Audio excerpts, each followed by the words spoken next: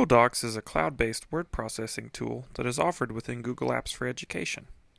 In this tutorial, I'm going to show you a couple solutions that can be really beneficial to students.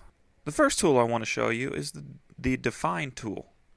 There may be instances when students in your class come across a word that they don't understand or they don't know the definition of. So if that's the case, it's really easy for them to use this tool.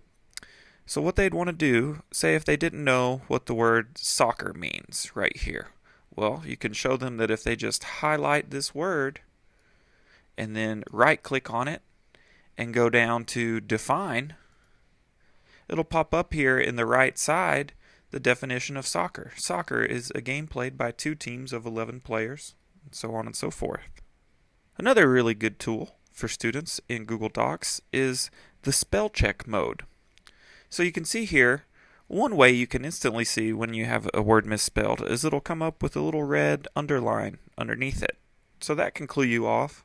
But then there's also a tool that walks you through this. So if you select Tools and then go to Spelling, it'll pop up in the right side here again, and it'll show you every option for the word. So if you meant to say dinner, then yeah, you could just click Change, and it would change that.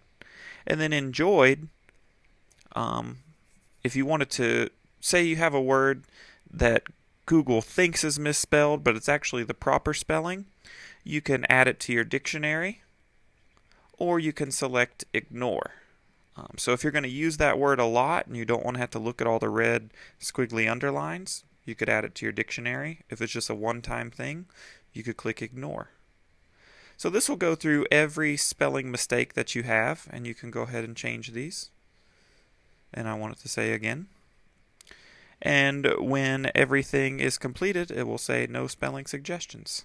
So I would recommend having students do this before they turn in any paper. Once the students have made all of their spelling corrections and revisions to their writing, an excellent tool for them is to use the Google Translate app. This app was designed to make translations, but it can also work for revising and editing writing. So let me show you how this works. First, you'll want to make sure that you've installed the Google Translate extension. If you want some help in remembering how to do that, I have some tutorials in an earlier section on Google Chrome, and I will post a link to those in the description here. But what you'll want to do is have the students just highlight all of their writing, and then they're going to just copy it by right-clicking and copying, or Command-C. And then you'll go up here and click the Google Translate button, and you'll just paste your writing in here. Then you'll click Translate, and then it'll ask you if you want to open in Google Translate. Go ahead and click Yes, you do. Once this opens, you'll see that it'll bring all of your writing into the page, and it will ask you, did you mean, if it had suggestions, if there was still any spelling errors or mistakes in the writing. I left one error in the writings just so you can hear it. The process for the students would be to listen to their writing and see if it sounds right. And if it doesn't sound right, they could make any of the necessary corrections. So watch how this works. I'm going to go ahead and click play with the playback and let the Google Voice read this back to me. So listen. Yesterday I went to the park to play soccer with my brother. It was really fun. Then I went back home to eat dinner with my family. I really enjoyed my day, and I hope that I can do it again today after school. So if you heard there, on the word hope, it had some extra O's, and it didn't sound right. So you can either correct it manually, or you can just select the link here, and when you click it, it changes it back. And so now you see the writing works well. So what the student could do is just copy and paste this corrected version right back into their document, and now they would have a more correct version of their writing. Another way the Translate app works is it allows you to input your own speech, and it will recognize what you say. So let me show you how to do that. This works well if your students have trouble typing, or if they just want to practice their speech. They can do it like this. You see in the left corner there's a little microphone. If you click this, it will ask you to start speaking, and everything you say after clicking it, it will dictate for you. So one thing to know and to teach the students, if you use your punctuation when you speak, it will actually put that in as you're writing. So for instance, if you say, I want to go to the park, at the end of the sentence you say whatever punctuation, like period, exclamation point, question mark. So watch how this works. I'm going to go ahead and click this. I would like to go to the park, period. Tomorrow, I want to play soccer, exclamation point. Then when you finish, you just click the microphone button again, and it will show you what you've typed.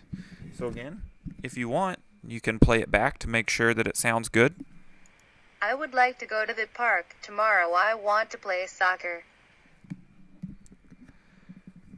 So I think this could be a really powerful function for students.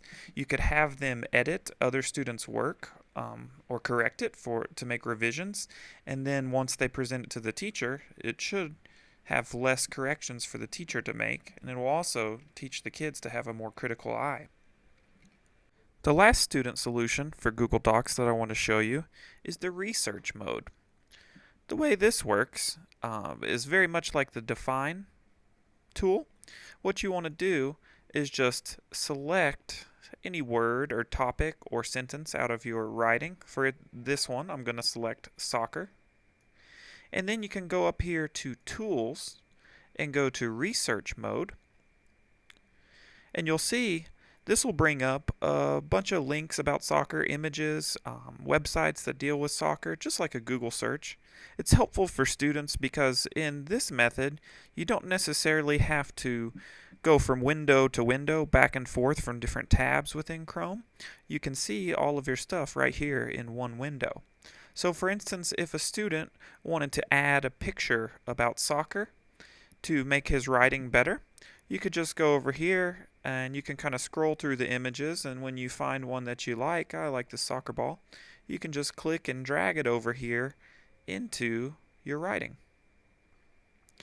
And what you'll also notice here is it'll make a little number by each citation, and if you scroll down, you'll actually notice that it puts a link in here to the video where you found the citation. So it's good in that it cites your work for you. It also teaches students that they should always give credit when they cite something off the internet. Another feature of the research tool is that it allows you to take things from different websites. For instance, here, if you wanted to get some information about soccer from Wikipedia, you could do a couple things. As you highlight over it with your mouse, it shows you can get a preview of the website, you can insert link, or you can cite. So if the student clicks on this and finds some good information about their topic, they can copy and paste a quote. For instance, we can say, soccer is a sport between two teams played with a spherical ball. We could go ahead and copy this and paste it into here.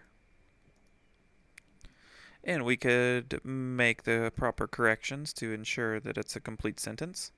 And now, if we wanted to give credit for where we received that information, we could just go in here and click Cite, and it'll put the little 2 there, and then down at the bottom, it will show us that we got that information from Wikipedia. So this is a helpful tool for students that are maybe a little bit more advanced, maybe 5th or 6th grade, and are learning how to create their own research papers. So these are just some of the wonderful student solutions that you can use within Google Docs. If you have any questions or comments, please leave them in the comment section. I'll do my best to respond to all of them. Thanks and have a nice day.